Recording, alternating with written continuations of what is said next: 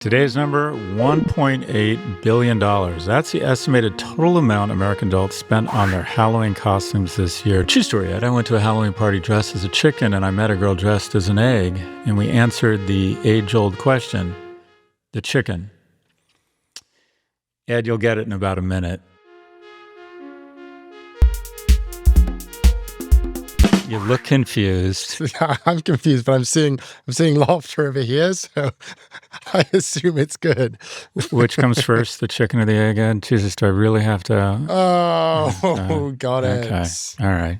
You got to really spell it out for me. I'm slower than I appear. Ed, what is the good word? I'm doing very well, Scott. Another day in New York. It's been lovely weather. My sister visited this weekend. Oh, that's nice. Very nice. Hung out with her. Life is very good. Did I know you had a sister? I think I did. I think you did know that. Does she have kids? I don't care. I'm just asking. But I don't care. Does she have kids? She does not have kids. Really? Any other questions? I think you'd be a nice uncle. How old is your sister? She's 28. Oh, that's nice. And where does she live? She's at business school in Virginia. She's at UVA. She's at Darden? That's right. That's an amazing school. And it's the second most beautiful campus in the nation. I would say Duke or UCLA are tied for number one, or Pepperdine, but I'm not sure that really counts. But I'm going to hear it from my Pepperdine friends. Yeah. Anyways, but I have this, I'm glad I was asking about you and we could manage to bring this back to me. I had this image of where I would retire and teach. And I was so stressed out about not making enough money in New York. And I thought, that's it. I'm going to leave and I'm just going to go to a college town and teach brand and write books and have a nice life, making a reasonable amount of money. I'm off this hamster wheel. And Darden was one of the places I was considering. Charlotte, have you been to Charlottesville? Have you visited her? I have indeed. It's incredible. Beautiful campus. It's wonderful. Wonderful. Great school too. Hard workers. Princeton campus is nicer. Really? But it does not have a good grad program. Yeah. There's something about Princeton that just bothers me. I don't know if it's you or just the reputation I don't know what it is. Anyways, enough of that. Get to the headlines, Ed. Let's do it.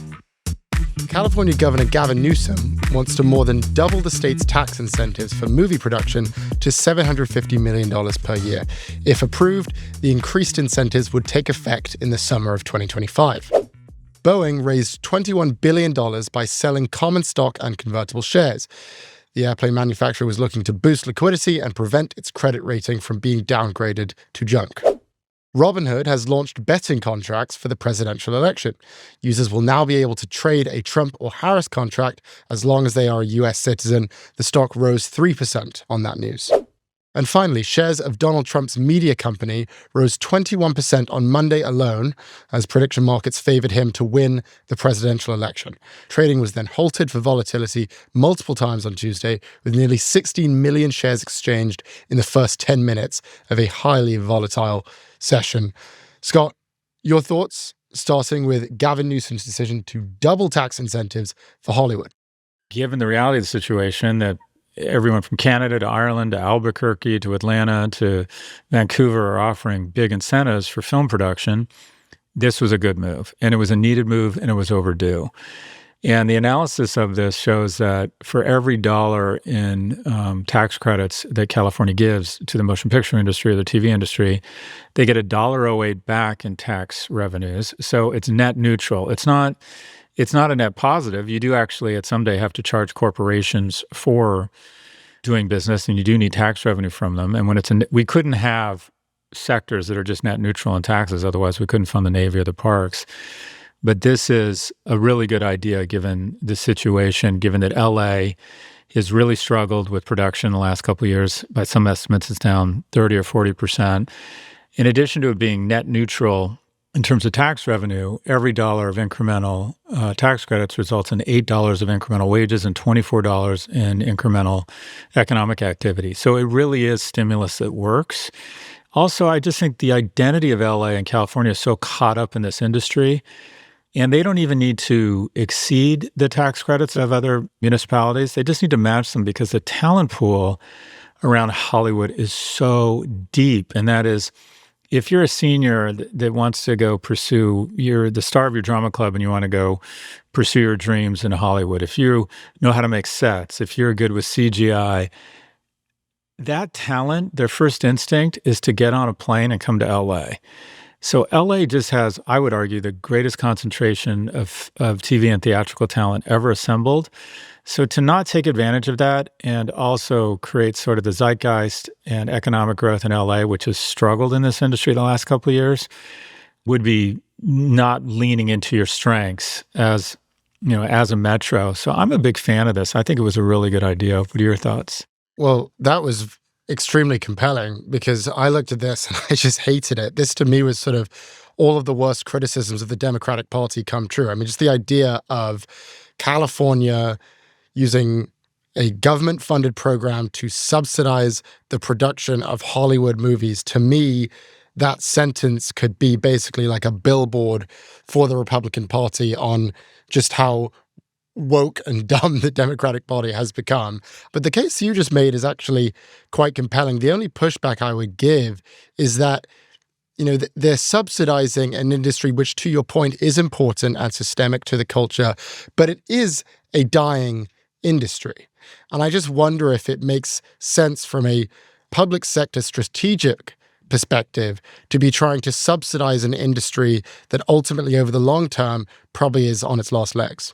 I think the word dying is a little bit overdone because if you look at content spending across film and TV, it's actually up 2% this year. What's happened is it's been globalized. So the auto industry, auto sales didn't go down in the 80s. They just went down amongst American cars because they were making a shitty product and people started buying Japanese cars. And Netflix is actually globalizing itself and sending content offshore.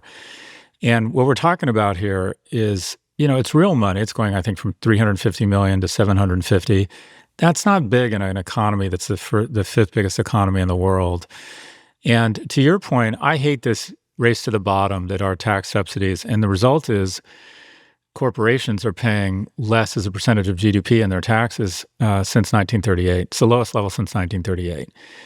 But at the same time, a lot of very Republican states, the only way they get Toyota to go to wherever it was, Alabama or wherever they are in the South, is with subsidies. And these governments have to do the math and go, are the subsidies worth it in terms of economic growth? You've convinced me. I had a sort of red-pilled reactionary take to the headline, but you've convinced me this actually makes sense. We should talk about Boeing and this $21 billion share sale. We talk a lot about how you never want to be a forced seller in any transaction, in any negotiation. This is essentially a forced sale. They're not doing this for any long-term strategic reason. They're doing it for one reason and one reason alone, and that is that if they don't, the ratings agencies like Moody's and S&P Global, etc., those ratings agencies will downgrade their credit rating from BBB minus to BB, which is the highest rung in junk status. So Boeing really doesn't want to be a junk bond. It's very bad for their reputation.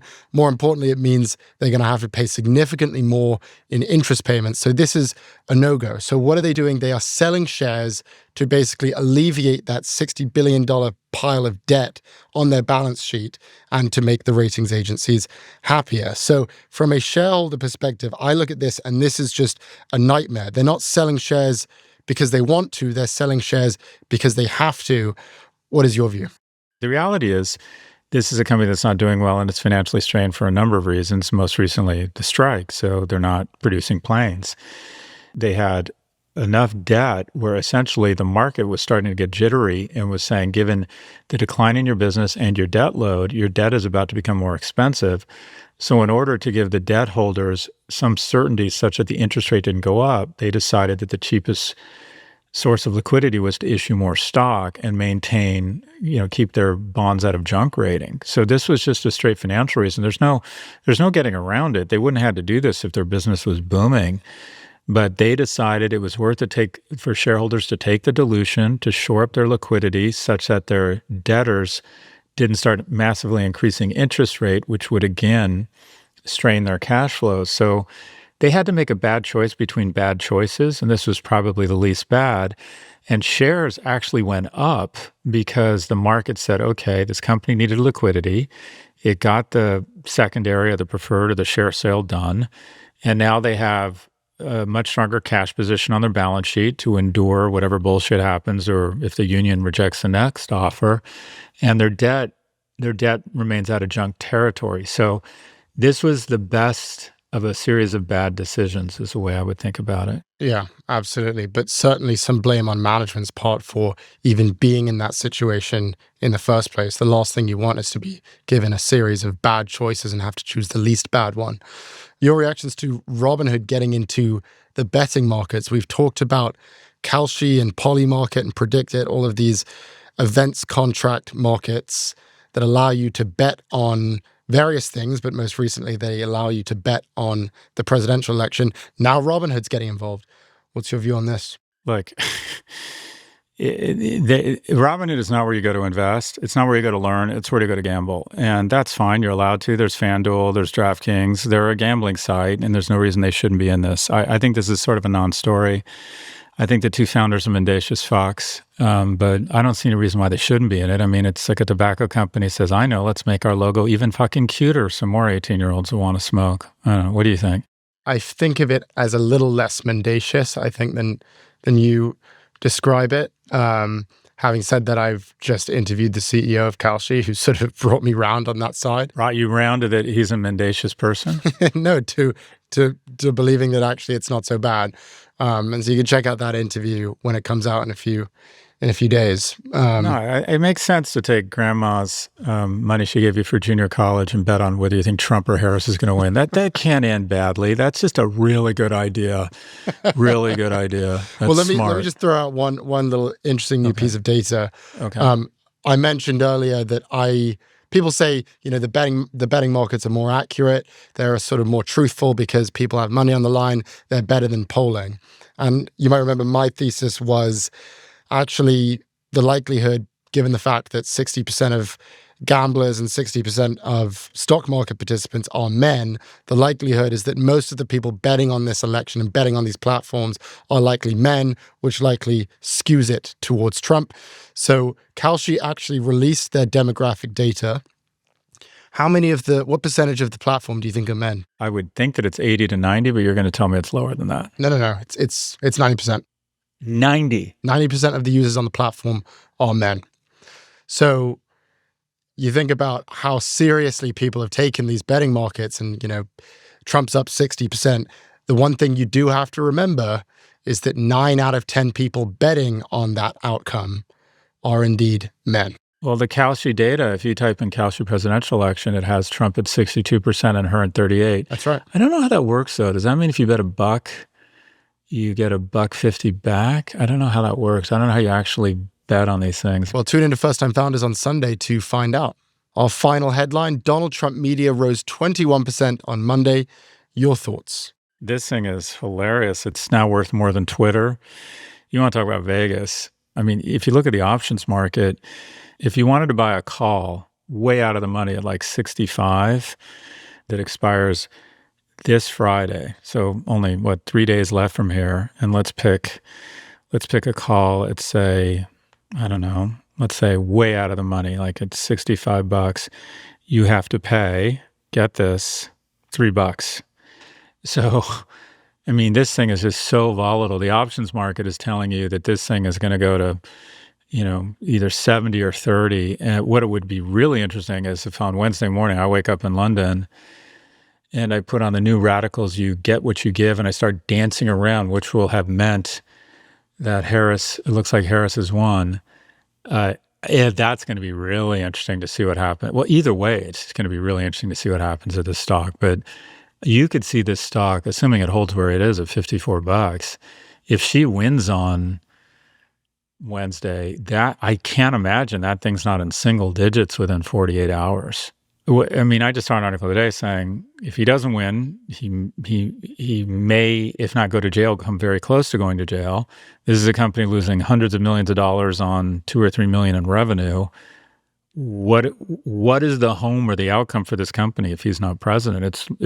It's worth zero. I don't even understand what the home or the outcome for the company is if he does win. Well, the assumption is that I think that he's a kleptocrat and that he will figure out a way to mandate government contracts or funnel revenue to this company the same way he funneled revenue to his hotels. The next 7 days, 8 days, this is going to be the most, you're going to see trading halted here over and over. You're going to see this thing just go absolutely insane. And there's going to be a lot of money made and lost in the options on this thing. But it's this kind of I'm kind of ready for this company to go away. This feels to me like the Playboy brand. I would really like to have a dual execution of both of these brands and say, okay, it's time to just stop talking about these companies. They're not real companies. We'll be right back after the break for our conversation with Professor Aswath Damodaran. If you're enjoying the show so far, be sure to give Prof G Markets a follow wherever you get your podcasts.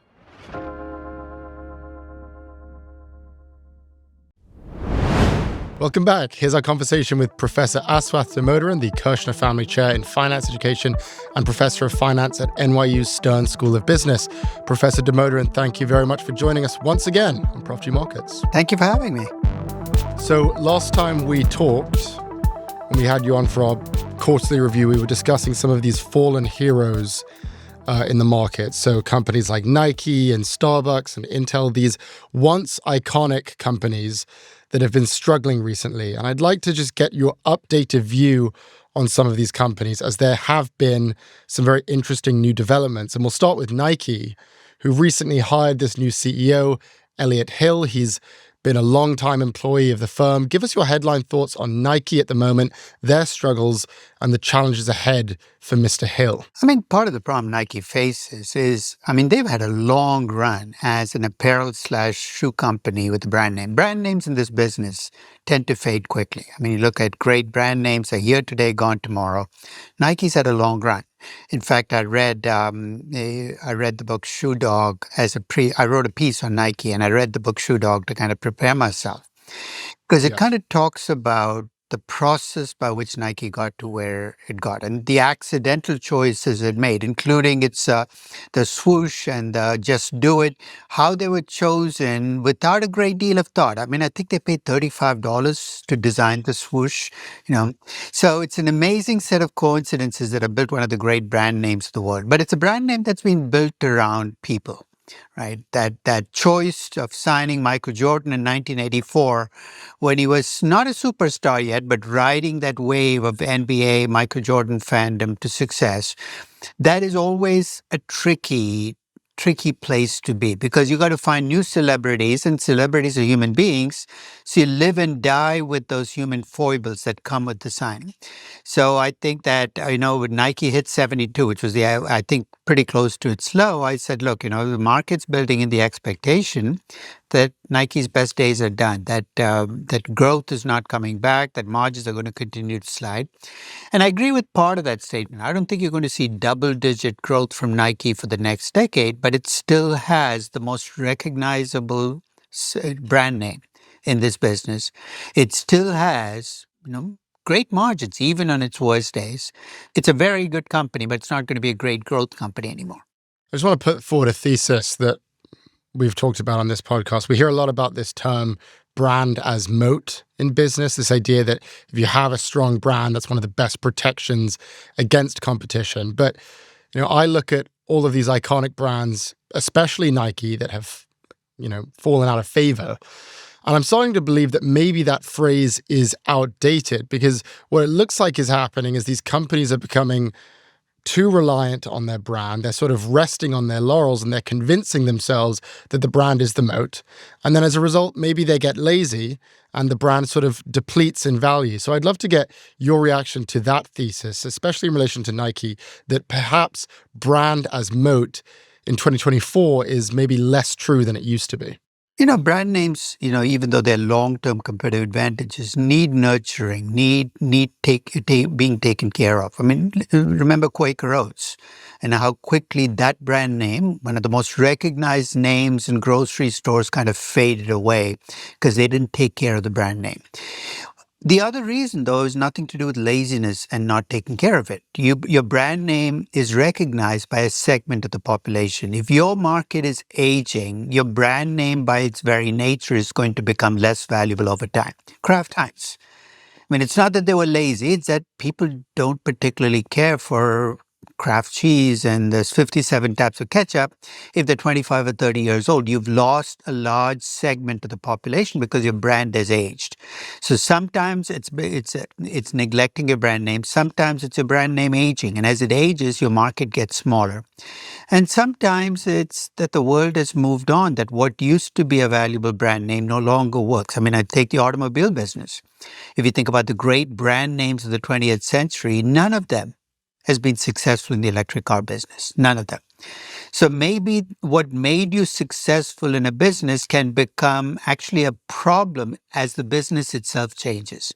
So lots of different reasons brand names fade, but if you look at brand name as a standalone competitive advantage, it remains one of the strongest and longest lasting competitive advantages a company can have. It sounds like perhaps one of the things you think Elliott Hill should be going after is young people. Would you say that would be sort of the number one on the agenda for this new plan forward for Nike? While taking care of the one thing you cannot do is go after a new market and forget about the existing market. Remember the Gap in the 1990s decided to go young and ignore the fact that their core market was, 35 to 40-year-olds who walked in requiring a khaki and just another color shirt. So they went young, and in the process, they forgot to take care of the core market. So while he's going after the young market, he's got to make sure he's not going overboard. It's one thing for an young company going after a niche market to go after the young. It's another thing for Nike, the largest company in this space, to go after the young market without in some way risking their core market. So, Aswath, always good to see you. When I got out of business school, we love this topic of fallen angels. The best job you could get in 1992 in the Bay Area was to go to work for Intel. And it's 2021 was worth 3 times more than Nvidia. Now Nvidia is worth 33 times what Intel is. Jensen Huang, the CEO of Nvidia, is worth more than Intel. That, to me, I wonder if it's been oversold, because I do think there are some moats there around IP, manufacturing facilities. And then the other one where I would also say is a great American icon that has fallen really far is Boeing. And I wonder if that's been oversold, given that it's a duopoly. Thoughts on Intel and Boeing? Let me start with Intel. I mean, I think again, Intel was one of the companies I did write about a few weeks ago. I think the problem for Intel is they were at the top for so long that their story is we're the biggest, we're the best. And when that slipped, they wanted to go back to the top. I mean, if you think about what they've done over the last 10 years, it's not that they haven't tried to do the things that would make them successful. I think they've tried too hard. Tried too hard in what sense? They tried to out TSMC with the Intel foundry, huge investments in manufacturing chips, saying we too can be like TSMC. They've invested, I think, after Nvidia, perhaps even more than Nvidia, they've thrown in billions of dollars into developing the next AI chip because they're convinced that they can out Nvidia. And I think in the process, they've overreached. I call it Me Tooism on steroids, because that's basically what Intel has done for the last 5 years is, me too, I can do that. And I can do it 5 times more expensively than you can. Now, I remember going into Intel 6 or 7 years ago. I went to their offices and I was talking to they asked me to come in and speak to as a general audience. And what I noticed about Intel as a company was the absence of energy. You don't get that sense of excitement and energy. It wasn't there anymore. And it's tough to be in the business that Intel is in without that driving the choices. I do think, though, that it's been oversold. I think especially when it dropped below $20 per share, you are effectively assuming that Intel would shrink over time and its margins would go away. Intel has a couple of advantages still that can work in its favor. One is the Inflation Reduction Act, as you know, put as a priority, chips made in the U.S. TSMC has built a factory in the US, but Intel is supremely well positioned to take advantage of the subsidies that come out of that. So if Intel can find its feet on the foundry business, there's a way back. And I think that as long as they don't try too hard and accept the fact that they will not dominate AI, that battle's lost. Nvidia will, but they have a niche portion of the AI business they can go after. I think there's a pathway back to middle age. Not great growth, but middle age for Intel. And at less than $20 per share, I thought it was a pretty good bargain as an investment. I own Intel now, so I've got to be quite quite open about that. I did it after I wrote the piece, and I looked at what would happen if they became a 3% growth company and the margins slipped by 3 or 4% and they were $28 per share with those assumptions built in. I can live with those assumptions. I think the odds are, in fact, in your favor in Intel. Boeing, though, is an entirely different story. I mean, I've never seen a company blow up its reputation as thoroughly and as completely as Boeing has done over the last 20 years. I mean, it's one of the great engineering companies in the world. I mean, a company that was, people went to because it had superb engineering and technology knowledge, trusted in many dimensions. The only reason Boeing is afloat is because it's in a duopoly.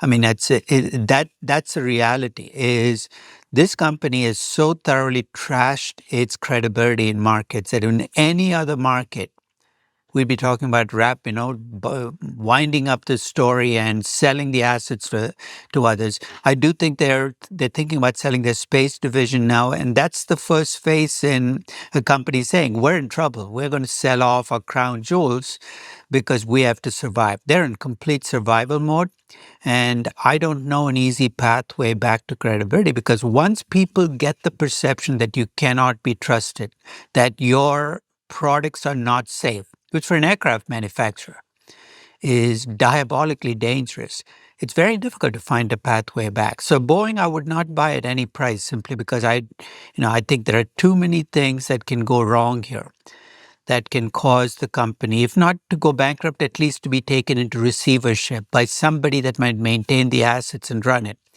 But the company is in serious trouble.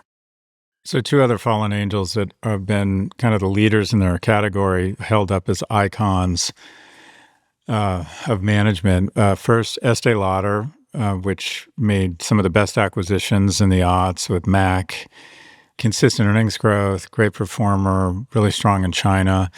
And then Disney, which was always seen as this, talk about moats between the intellectual property, the parks, diversified business, kind of owned family and imagination, just these incredible brand associations. Estee Lauder's off 38% year to date. It's been cut in half over the last 5 years. Disney is up 6% year to date, but is off 27% in the last 5 years. And I think it's trading kind of where it was about 10 years ago. Estee Lauder and Disney.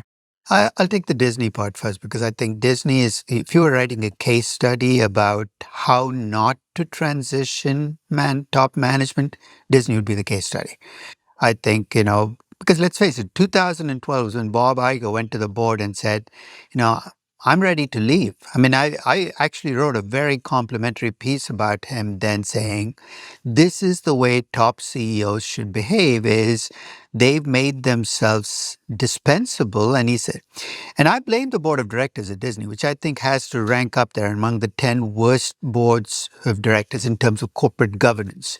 They convinced Bob Iger that the company could not make it without him. I mean, in my classroom, I use the example of Julius Caesar, in the Shakespearean version, where he says, where they try to crown him king, he says, no, I'm not the king. And the second time they try, the third time around, he says, okay, I'm the king.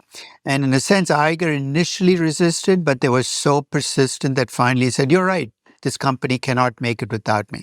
When he came back in 2015, though, he set in motion an entire set of events, and Disney's still trying to live down. That second layer of management that was waiting to move up said, we're not waiting around. If you think about Tom's tag, basically go down and look at the people who are supposed to step in.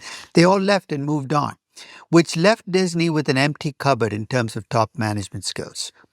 So, of course, Bob Iger became indispensable because there was nobody else left. And I was surprised when he left in 2020, to be quite honest, because there was really nobody ready to step in.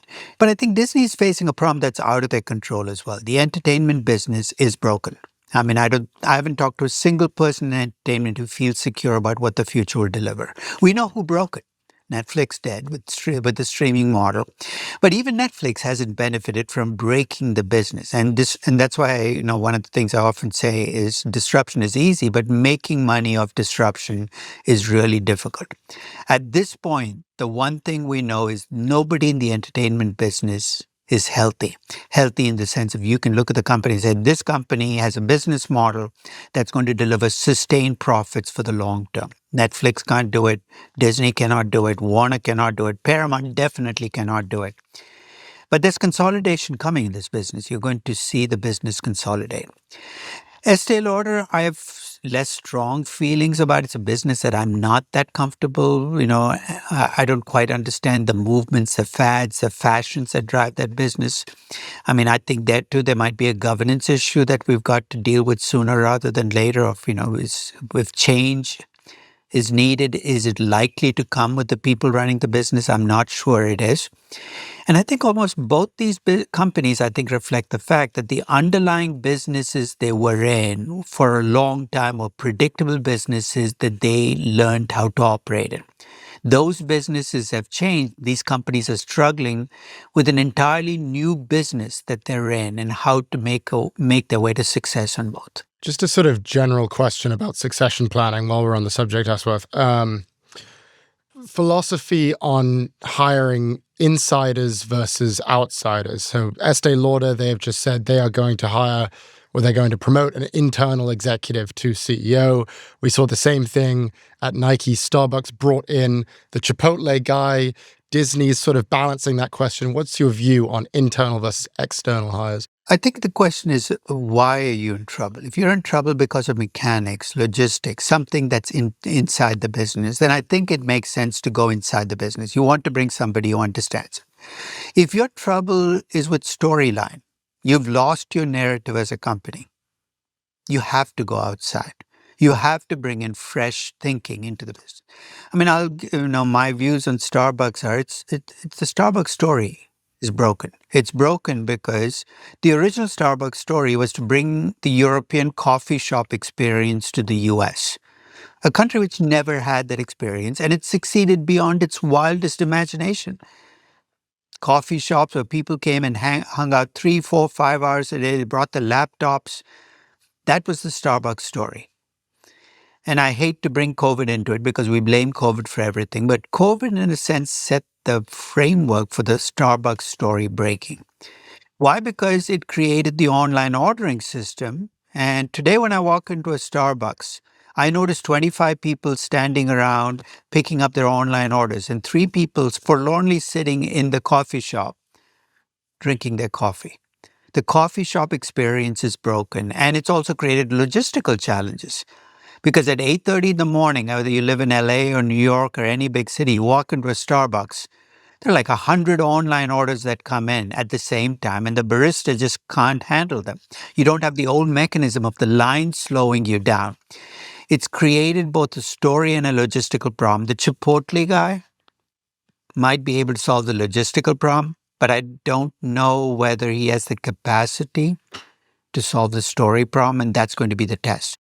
I went into a Starbucks the other day and I tried to order a coffee and they said, "Oh, you can only order on your phone. Sorry." Just turned away and went back into the kitchen. It's unbelievable. And maybe there's a different storyline. Maybe we need to shut down all these expensive leaseholds of big stores and just have kiosks. Maybe that's that's different. I'm not saying it is what they will do. More of an Uber Eats story. Exactly, yeah. right? In a sense, that's what it's become. And for better or worse, that's the reality that a new CEO of Starbucks will have to face. Absolutely. I'm just going to shift us over to tech. We've got some big tech earnings rolling out over the next few days. Is there anything you're paying particular attention to in these earnings reports? I'm looking for patterns. If you see all of them underperformed, then there's a signal here that my guess is you're going to see what you've seen all year, which is, you take the Mag 7, 4 will beat their earnings, 3 will fall. It's almost like if you have all 7 in your portfolio like I do, disappointment on one are offset by gains on the other. One of these days, that's going to end. They're all going to go down at the same time, but that's going to happen because a market correction occurs, which is large, not what you're seeing. So I expect the usual pattern. I do think that expectation expectations have been lowered for some of the tech companies, in particular, for Meta and Alphabet. The expectations are set lower than they used to be. I think it's going to be easier for them to meet those expectations.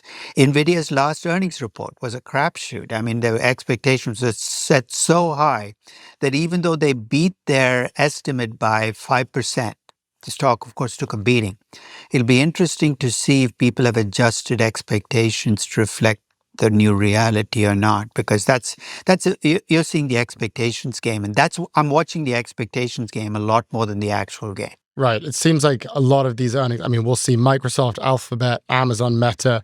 A lot of the story there is, interestingly, actually about Nvidia, because their CapEx is basically Nvidia's top line. That's a spending for those companies with revenues. And at the same time, the server businesses for all these companies are going gangbusters, because the same AI zeal that's causing them to spend the money on these AI chips is also causing demand for cloud. So you look at Microsoft today, and I was looking at it last week. It gets about half its revenues from the cloud business. It's more cloud business than software company now. I never thought I would see that day 10 years ago. But it's astounding how big it is and how incredibly profitable that business is.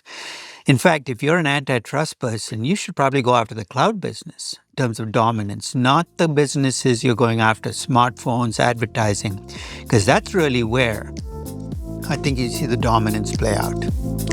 Stay with us.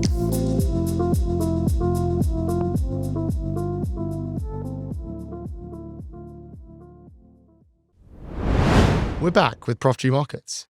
So let's talk about Tesla. The most recent earnings call, you saw a substantial pop in the stock price. I think it was up 21%, growth up 6%, but the revenue mix was an improvement. Some of their higher margin categories grew faster than the core business.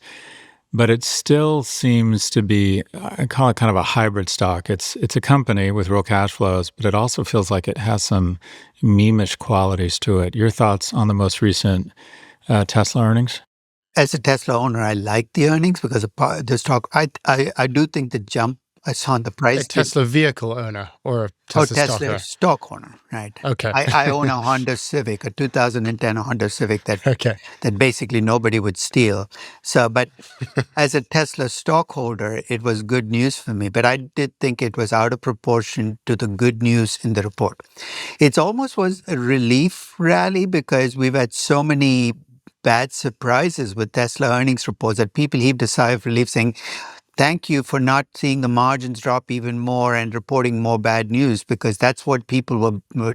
So it's almost like the consensus numbers have become a side story now. The market seems to have its own set of expectations for companies that if they don't meet or do meet, reflect in the price. Now, I do think that this automated driving thing is still very much in the mix, and I'm not sure that's a distraction or an addendum to the story, to be quite honest. I think that that took a lot of the publicity around what happened around the last earnings report. But I do think that the relief was, hey, at least they're going back to the products and services that deliver the highest margins. That's good news. They're not throwing a ton of money after these businesses they're chasing.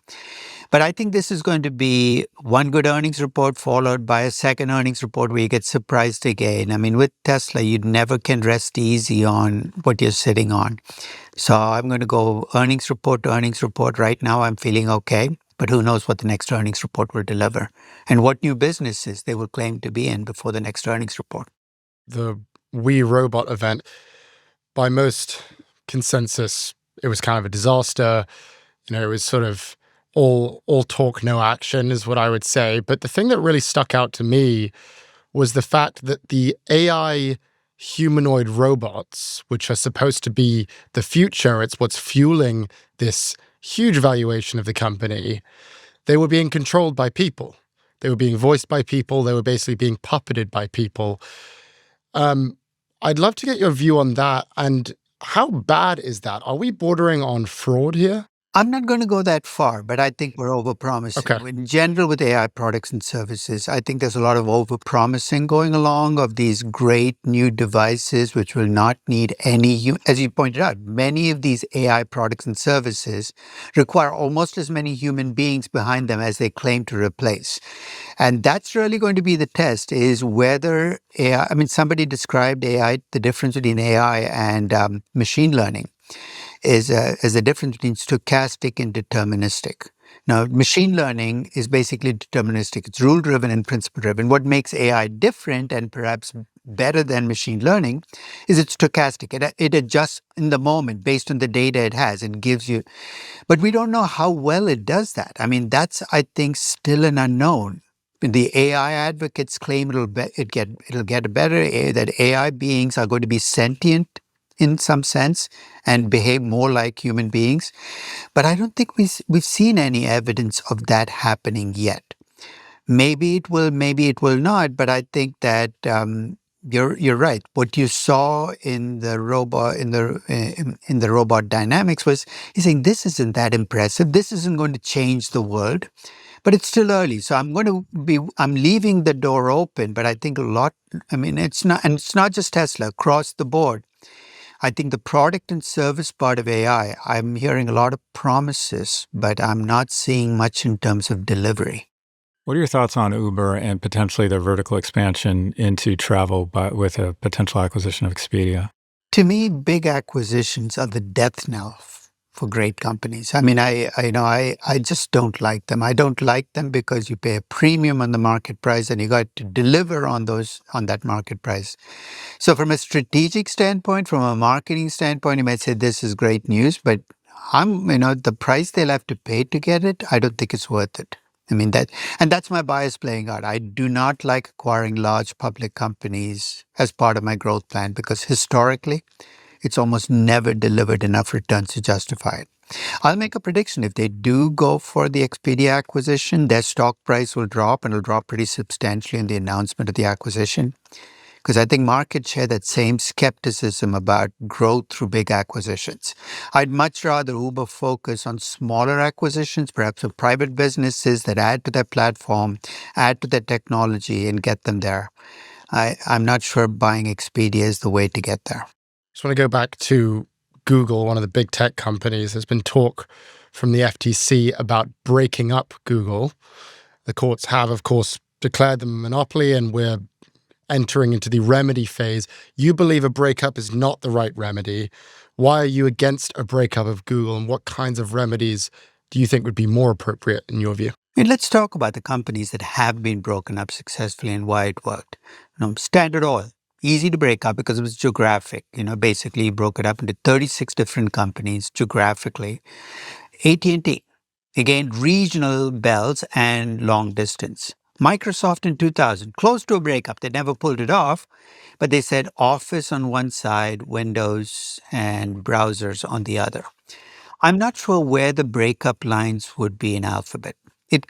Because Alphabet's business is not a platform, it's online advertising. It has multiple platforms, and being in the ecosystem increases their advertising revenues. I think when I look at Alphabet, the two businesses that could potentially be broken up are YouTube subscriptions. Because YouTube, you could argue the subscription model doesn't have to be, and the cloud business. YouTube subscriptions, would they survive as a standalone business? I'm not sure they could, because I think it's still very heavily subsidized by the advertising business in terms of how much it costs them to maintain the platform. And the cloud business, even if you're able to separate it out, what advantage or benefit do you get as the Justice Department? It doesn't take away the dominance in the core business. I mean, if the Department of Justice is worried because Google controls so much of online advertising, that so much flows through that search box. It's really very difficult to figure out a way to break that, because it's the natural economics of the business. I don't like it, but the consolidation that you see in online advertising is reflective of the networking benefits that you can't make go away through Justice Department actions. So don't think it's going to be effective. It's not that I like Alphabet as a company or I like their management. It's just that I don't think it'll deliver what the Department of Justice wants to deliver, which is less dominance from the search box. I think that's still going to remain. A couple of years ago, Aswath, you essentially said Meta distinctive how much badly it had been beaten up because of this hallucination around headsets and the massive investment they made there. You said, look, this is just a cash volcano that's been oversold. When you look at some of these fallen angels and these icons that are trading at near 10-year lows, is there any sector or specific companies that stand out to you as being dramatically oversold? If I look across sectors, I think, I would be looking at entertainment, maybe apparel, because there's a shakeup happening. And perhaps in the shakeup, there are companies that are, falling off the cliff, which don't deserve to because it's being shaken up. So, right now, nothing catches my eye as being incredibly cheap in terms of, cash flow. But I think that, as I said, buying these selectively buying these companies which have dropped 40 or 50% might actually be a pathway. In fact, the last 4 companies I bought have all been middle-aged or declining companies where the market price has dropped much more than I think it should. So, that's where I would look if I were an investor, is look at companies that are down, companies which had glorious past. Don't just jump into them and ask yourself, is there a pathway back for these companies? And I think there is for Intel and Starbucks if they can find that pathway. At the beginning of the year, I asked you, Professor Damodaran, what you were most focused on in the public markets as an investor in 2024, and your answer was the election. We are now days away. The markets appear to be pricing in a Trump win. I'd love to know what is just generally on your mind right now, particularly as an investor, as we approach November 5th.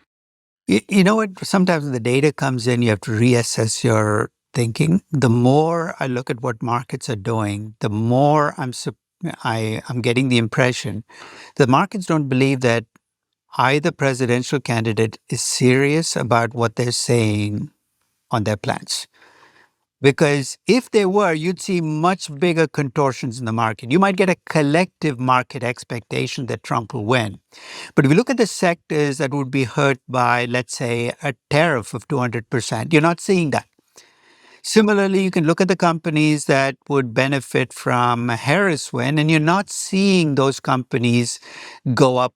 So it's almost like the market saying these people are not serious about the economic plans. There's a lot of posturing going on.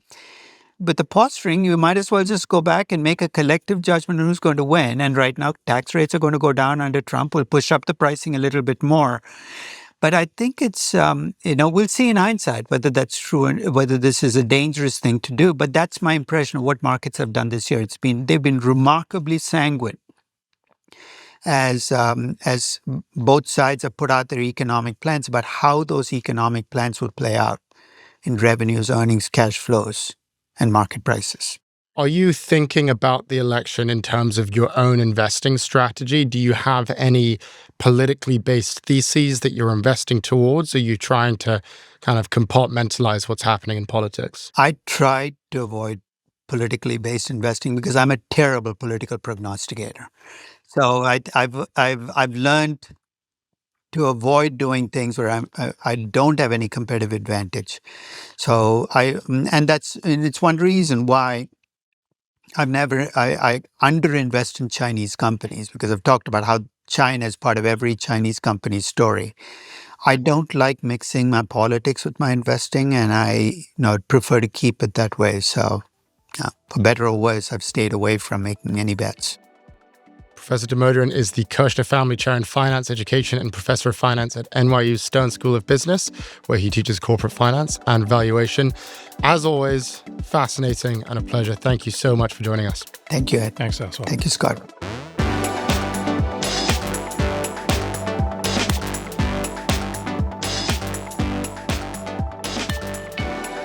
Algebra of Wealth.